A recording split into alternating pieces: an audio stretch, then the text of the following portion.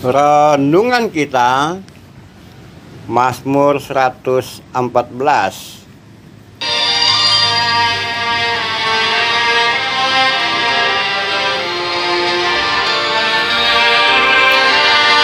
Hai laut, mengapa engkau melarikan diri? Hai sungai, mengapa engkau berbalik ke hulu? Hai gunung-gunung, mengapa kamu melompat-lompat seperti domba jantan? Hai bukit-bukit, mengapa kamu seperti anak domba?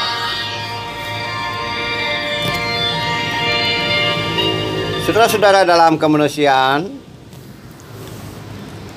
sepintas kalau kita tadi dengar kata-kata saya, seakan-akan Mazmur atau pemazmur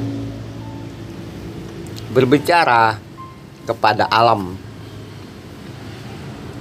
laut, sungai, gunung, dan bukit.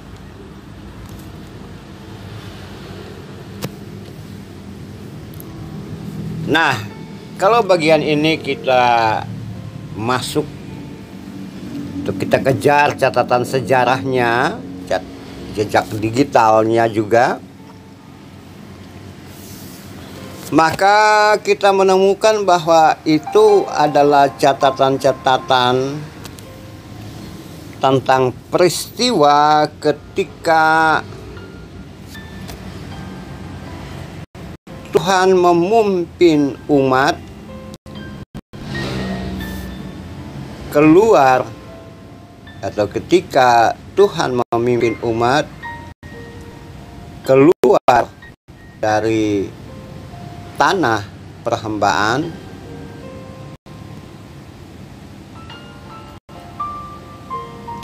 masuk menuju tanah perjanjian. Nah, ada peristiwa-peristiwa yang terjadi sepanjang sekian puluh tahun mereka keluar itu, mulai dari menyeberangi laut, menyeberangi sungai, dan menyeberangi berhadapan dengan gunung, bukit, semuanya.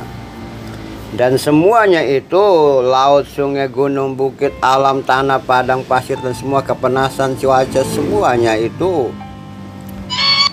menjadi tantangan atau bisa juga merupakan sumber-sumber bahaya pada mereka, atau sekaligus menjadi jalan yang baik. Nah, ini karena Tuhan yang memimpin umat, Tuhan yang memimpin mereka, maka halangan, sungai, gunung, laut, itu semuanya menjadi jalan raya yang baik. Sungai berbalik ke hulu, itu juga jelas pada peristiwa Yosua, gunung, laut, dan semuanya. Nah, semuanya itu menunjukkan pertolongan Tuhan atau pimpinan Tuhan, penyertaan Tuhan dalam perjalanan umat. Nah, saudaraku, dalam proses siarah sekarang ini, suara hidup dan kehidupan, perjalanan hidup dan kehidupan kita dari sekarang, dari lahir hingga nanti mencapai garis akhir hidup dan kehidupan itu, semuanya itu terjadi banyak hal yang terjadi. Mungkin saja sebagaikan masalah hidup atau segala sesuatu, bagaikan gunung yang tinggi, hutan belukar, padang gurun, atau kita terjemahkan dalam bahasa kita, ada kesulitan yang sangat kusut, tidak terurai, jalan buntu, bahkan kita pernah mengalami hal-hal yang begitu rumit sehingga berbicara pun tidak bisa. Kita meraung, menangis, sedih, air mata bercucuran, semuanya terjadi. Nah, kalau itu yang terjadi, coba kita ingat dari lahir sampai sekarang, maka kita lihat bahwa ketika dalam keadaan genting, krisis seperti itu, ada penyertaan Tuhan, ada pertolongan Tuhan dalam keadaan yang terjepit itu, dan tangan Tuhan, pertolongan Tuhan datang melalui banyak orang yang ada di sekitar kita, atau orang-orang yang tidak terduga. Kalau kita ingat semua itu, mungkin kita tertawa, senyum saat ini, menangis, atau mengingat orang itu di mana ya yang dulu pernah menolong saya, bapak itu atau ibu itu, saudara itu. Itu adalah cara Tuhan menolong kita, menuntun kita, memimpin kita dalam keadaan krisis, sehingga bisa dikatakan bahwa gunung pun dia berlalu melompat melihat Anda muncul.